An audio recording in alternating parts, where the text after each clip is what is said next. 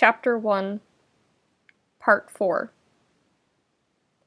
Somehow, it feels more sorted to bring in Hunk than it did to bring in Lance or Pidge. Keith rationalizes it as he stands in the kitchenette of Hunk and Lance's dorm. First, Lance started the whole mess with that goddamn shirt, so he deserves whatever suffering comes out of it. Second, Pidge might be young, but she's the most sensible person in their friend group. Third, Hunk is offering him fresh shortbread cookies, made in the communal dorm kitchens, with a beaming smile on his face. "I'm trying this new recipe," he says.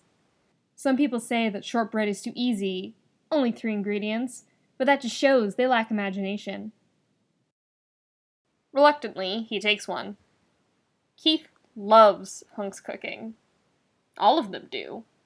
But it just feels wrong, somehow, to take a cookie when he's about to ask Hunk how to seduce Shiro's daddy kink. "You not hungry, buddy?" Hunk asks. Still cheerful, though his eyes are fixated on the uneaten cookie in Keith's hand. Weighing and judging the reasons why Keith hasn't consumed it in under 15 seconds the way he normally would. The only thing worse than taking a cookie before asking Hunk how to seduce Shiro's daddy kink is taking and then snubbing a cookie before asking Hunk how to seduce Shiro's daddy kink. Keith shoves the entire cookie into his mouth and chews. "It's really good," he says honestly. "Better than the lemon butter cookies from last week?" Hunk asks. Wrinkling his nose, Keith grabs another cookie and takes a smaller bite. "I think it's less sweet," he says. "I like that. It's denser, too, right?" These are the wrong things to say, in that they are exactly the right things to say to an experimenting baker.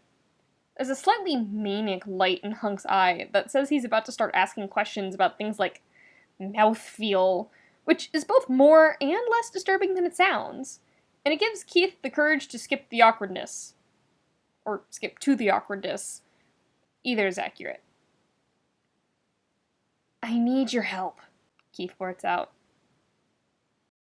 A few cookie crumbs spray out with the words and he winces. "I need help." Surprisingly, Hunk doesn't even grimace at the food spray. He just sighs, very deeply, and sets the tray of cookies down on the counter. "Aw, man." Another sigh. Hunk leans against the counter and puts his hands on his hips.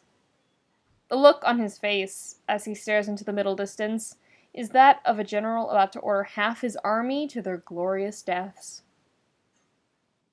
"I knew this was coming, and here's my advice. Stuffed animals." "What?" "Yeah, stuffed animals," Hunk says. "Everyone likes stuffed animals. They were my favorite as a kid, right behind Legos and easy bake ovens." This is a conversation they're having. Keith doesn't know how or why they're having it, but it's happening. "Okay, but what?" "You know, the whole..." Either Hunk's having a localized seizure in his eyebrows, or he's trying to communicate an entire monologue via Morse code with his eyebrows.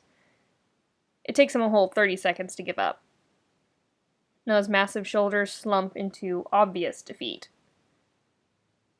"The whole daddy kink thing." Keith opens his mouth. Closes it. "You knew?" "Lance," Hunk says.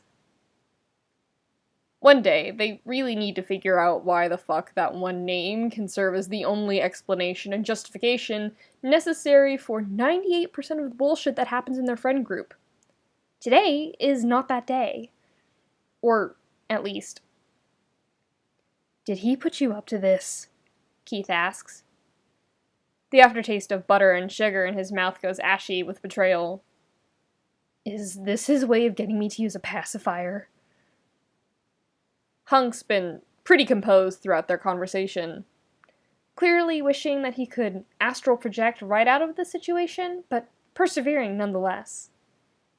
Now he goes pale beneath his dark skin and holds up both of his hands like he needs to ward off the wild animal that is Keith. Dude, Shiro's not into that kind of teddy kink, right? If possible, he goes even paler. Wait, no, don't answer that. Do not answer that. I don't want to know. Groaning, Keith lets his face drop into his hands. The half-eaten cookie grinds against his face, and that feels symbolic somehow. It's not that kind of daddy kink, he says. Maybe a little too desperately, but he doesn't want their friends looking at them thinking that. Cool, great, that's cool, Hunk says. Things don't really get better after that. Keith eats the rest of his cookie without really tasting it, and hollowly accepts the teddy bear Hunk shoves into his hands with a, "You might as well take it.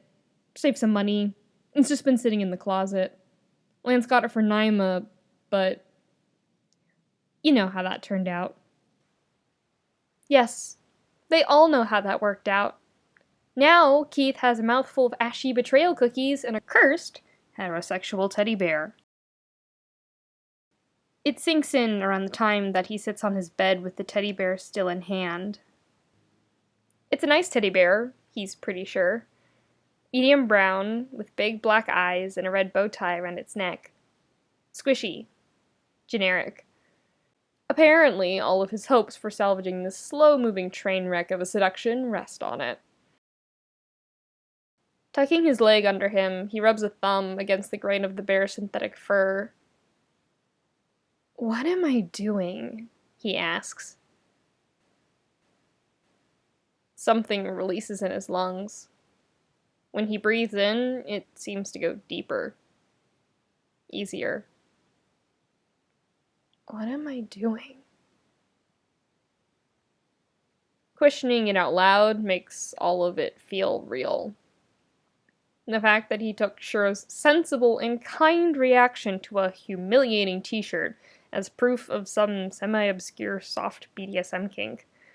The fact that he dragged all of his friends into helping him craft a shitty Frankenstein's creature version of a plan to provoke Shiro's possible daddy kink. The fact that even if Shiro's genuinely got a daddy kink, he probably would never choose Keith to be his baby boy. See exhibits booty shorts through movie nights. The fact that he should give up, because this is never going to happen. Something just beneath his breastbone twists sharply at that last thought. He doesn't want to give up. Biting his lower lip, he stares at the bear. It stares back with its glossy black eyes. Judging. "Fuck you," he tells the bear. It doesn't respond, but he feels a little better when it disappears into his closet with a muffled thump after he throws it. If someone was around to witness all of this, they'd probably point out that he should think about his feelings and attempt to make sense of them in a mature way. No one's around to witness this. And, God willing, Shiro's never going to find out about this.